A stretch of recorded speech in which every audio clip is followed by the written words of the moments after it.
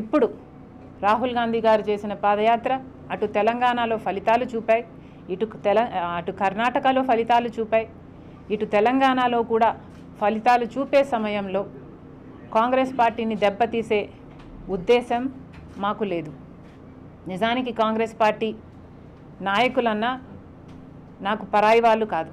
Congress party నాయకులన్నా, Congress party కార్యకర్తలన్నా నాకు అపారమైన గౌరవం ఉంది. సోనియా గాంధీ గారు, రాహుల్ గాంధీ గారు మమ్మల్ని ఢిల్లీకి ఆహ్వానించినప్పుడు సోనియా గాంధీ గారు తన కౌగిట్లోకి నన్ను ఆహ్వానించారు.